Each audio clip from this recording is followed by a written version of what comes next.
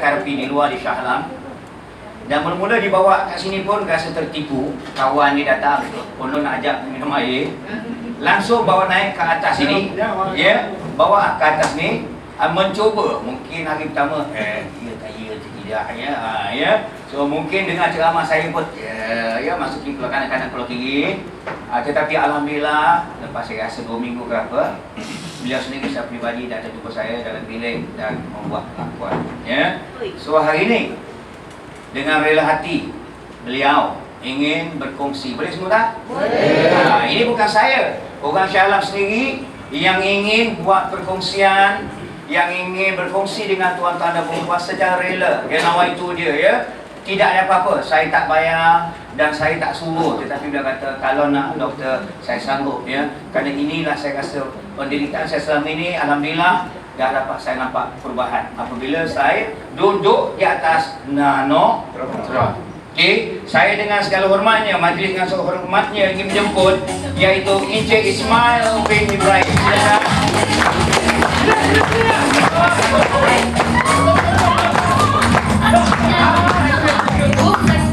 Masih ya. Inilah dia Encik Ismail bin Ibrahim. Betul? Alright, betul. Orang Shah Alam juga. Bismillahirrahmanirrahim. Assalamualaikum dan salam satu Malaysia.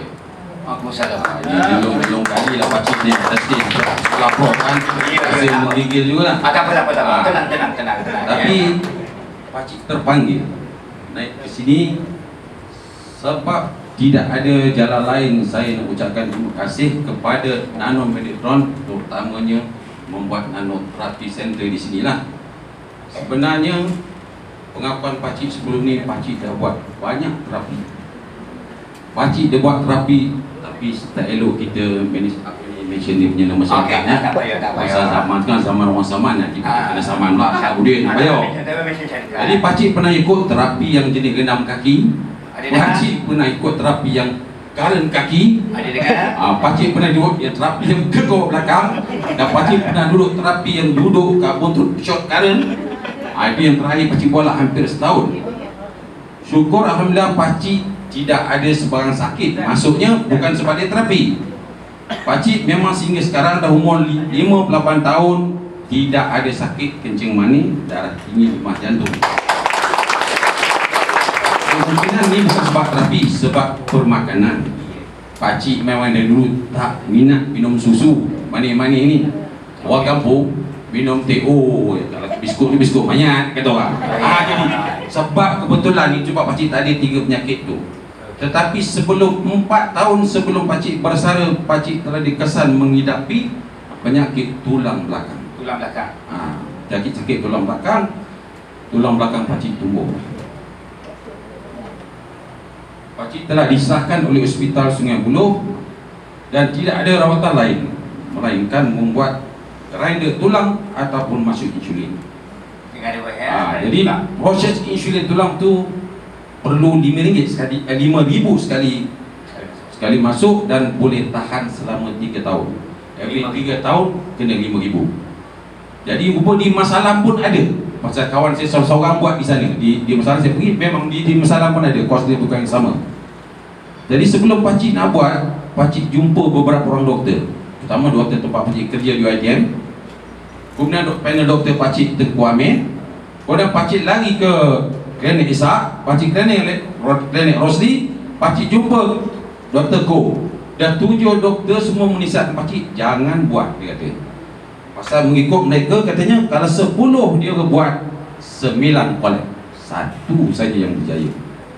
Itu saya kata dah doktor sebab dia orang ni nak buat uji kaji je cemai katanya. You sekarang you boleh jalan, you jalan. You makan, you balik, you bertahan dah sekali. Jadi pakcik hanya bertahan sajalah. Tetapi dalam masa 4 tahun pakcik tidak boleh tidur dengan selesa. Keselesaan pakcik tadi tidur hanya boleh tidur duduk saja. Walaupun atas kaki tidur duduk. Pakcik mengiring ke kanan sakit, mengiring ke kiri sakit, menelentang pun sakit, legak tu sedap pun sakit. Jadi pakcik hanya boleh tidur duduk. Jadi nak bangun kalau semayang pakcik memang masalah lah. Jadi pakcik semayang hanya duduk atas kursi. Kalau pergi surau kan pakcik mesti cari tiang. Pakcik mesti bangun mengangkat daripada bawah, berstep lah. pegang lutut apa semua. Dan mungkin ada jiran pakcik kat sini, dia sakit lutut, Cik Aziz, isteri dia Robiah Senduklo, isteri dia buat terapi tapi dia tak pergi lah. Dia pun macam saya. Jadi pakcik kali pertama datang kemari pasal Cik Sirul, yang bulan pertama pakcik tak silap dia menang hadiah keempat, tak silap saya. Dia datang ke rumah pakcik, kebetulan pakcik pakai kain sarung, dia ajak pakcik pergi terapi. Bila pakcik dengar je terapi, pakcik masuk di kanan dan macam alergik.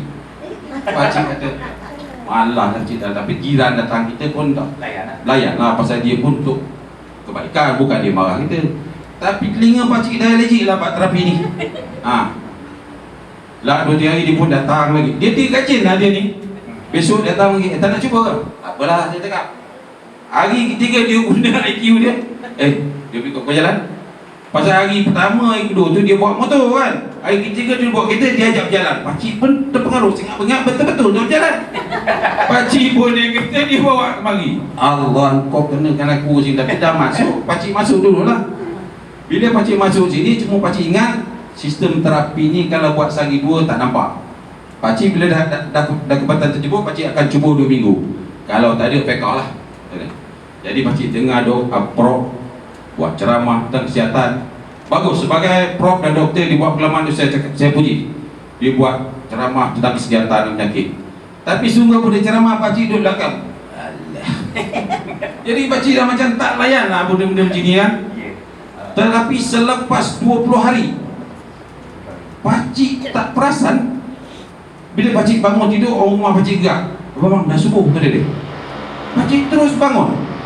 Yang selama ni pakcik tidak boleh bangun. Pakcik kalau bangun mesti menyusuh katil. Pakcik susuh kaki katil sampai ke katil, angin esok sampai dekat ujung katil tu, pakcik mesti rehat 2-3 minit, tarik nafas, baru bangun pelan-pelan. Pakcik tak boleh terus bangun. Kalau bangun dia kesentak tulang ni, pakcik akan terduduk balik. Kemudian dalam sehari 2 tu pakcik tak pasal kalau pakcik tidur dia benging. Aku sedar ni aku punya belah bini aku. Dan pakcik tak boleh ngiring kiri kanan, boleh ngiring dia sakit. Dah boleh tak ngiring kiri kanan. Sehinggalah ni pakcik dah bebas bergolek kiri kanan, tak ada masalah. Selepas 20 hari. Lepas tu pakcik cuba dah tengok dah okey, pakcik pergi ke surau. Kita dah lama tak ke surau kan. Pergi, saya duduk sebelah kawan kita yang ada sakit tu. Saya pun bangun. Dia tegur sikit. Kau okey man, kau buat apa ni? Pakcik ni jenis nak kempen orang malu. Tak hati. Pakcik sebut terang kalau prof kata mak ni apalah tak nak tolong. Pakcik memang jenis bukan jenis tu. Kalau jenis borak biasa boleh. Tapi nak kempen macam dia pakcik minta boleh. Macam kita kalau nak marketing label panggil pakcik jangan Petra. Pakcik tak hati. Tapi kebetulan dia tanya, pakcik jawab. Tapi sungguh pada dalam pakcik tak boleh tu. Dia selepas tu dia ada 9 orang pakcik bawa kemari. Dalam pada itu pula pakcik ada pula satu sakit lain. Sudah 10 tahun pakcik mengidap. Apa dia? Saya tahu puasa. Ingat usul bila dengar doktor buat ceramah, dia kata macam kanser onion apa? Dia macam rupanya jenis puasa ni ada 2. Satu puasa luar, satu puasa dalam. Pakcik tahu puasa 7 luar je. Pakcik tak ada 7 luar. Makan. Kemudian orang puasa nak duduk di sana, pakcik tak ada pula. Pasal kata orang ada berkeliling lewat, pakcik tak ada. Tapi bila terberak yang pertama, apa yang prof cerita tu sebiji jadi pakcik.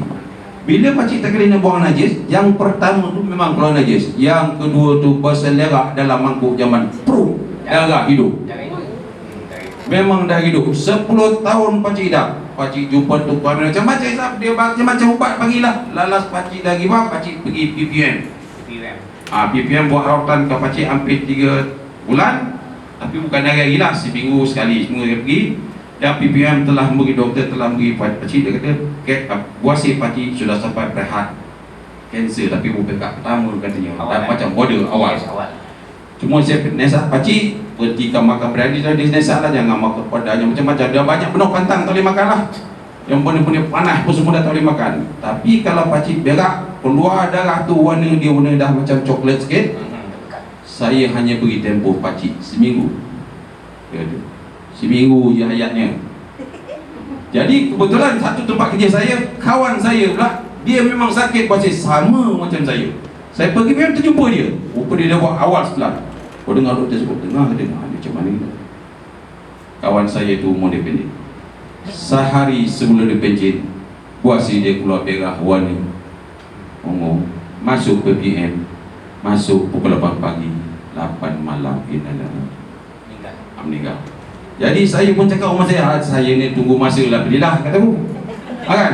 Tapi apa nak kata, kita orang Islam ajal maut je berteman dengan Allah, kita kena redha. Saya gitu ya. Saya baca itu je. Saya bersyukur kepada Allah Subhanahu Wa Taala kerana telah mendatangkan syarikat Nano Britain ke 19. Dengan sebab ini saya ikut penyakit saya dua-dua ni clear, zero sekarang. Jadi kalau pakcik tak berdiri depan hari ni, pakcik rasa macam terhutang lah dengan syarikat ni. Pakcik tak beli, nak belikan pakcik dah mudah, tak ada kerja. Tapi nak tanda semalam tadi pakcik keluar ke juluk pencen bagi ke imam. Ma, pakcik booking 200. Ikhlas hati hari ni pakcik bersumpah. Kalau tak dapat pakcik sediakan 5,800, 200 itu pakcik ikhlas bagi. Sebab yang kita duduk ni lebih nilainya daripada 200. Itulah dia. Tapi macam mana pun pakcik tetap ikhtiar nak cari, nak juga mesin di rumah kan. Ini pakcik buat kempen. Doktor tak ada rasuah saya, tak ada. Tak dapat pun saya hadiah, tak ada. Tu pakcik ada kad tu, bawa orang juga. Pasal ni bukan kendak doktor, ini kendak company. Bila kita bawa orang tu, pakcik memang lemah baik tu. Bawa pusing roda impian tu, tanyalah Yuk tu ha. Kau tengok kat pakcik ni 5. Sesekali pergi 5 dah. Pakcik kalau bab dia ni memang muka suik. 36 tahun pakcik kerja kat UiTM sampai pakcik bersara, satu hamper pun pakcik tak dapat. Bab-bab ini memang janji tak ada mimpi. Dan pakcik datang pagi tidak sekali niat pakcik nak lintah nak lihat tak ada. Tinggal lagi sekarang ni kalau orang nak band, pakcik ada. Pasal diri kita sihat. Yes. Diri kita jadi modern. Saya berani bawa orang kan. Berani cakap. Jadi pakcik nak kongsi kepala ni, pakcik nak cakap tak kerti. Yang mana pangkat adik, pangkat abang, bakal tahu ni heboh-heboh lah. Jadikan cerita pakcik ni, jadikan cerita yang ajaklah kawan-kawan. Ini saja pakcik boleh tolong kan. Benda lain pakcik dapat nak tolong. Kalau boleh pakcik beli 10-10 pakcik tolong kata. Akhir kata pakcik susun 10 jari. Minta ampun dan maaf jika terkasar bahasa, terlanjur kata pakcik, terbiadab pidi bicara. Minta ampun dan maaf. Assalamualaikum warahmatullahi wabarakatuh.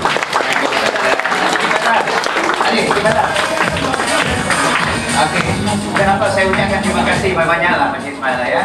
Kerana perkongsian yang ikhlas, ya, bukan saya paksa ya. Apabila masuk dan bila saya mendengarkan kedudukan saya rasa tersebab. Sebab ini adalah salah satu akuan yang cukup berkesan.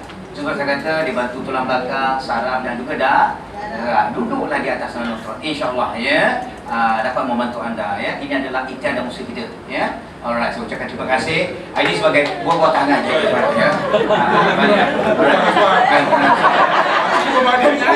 Okey, dah rumah banyak minyak.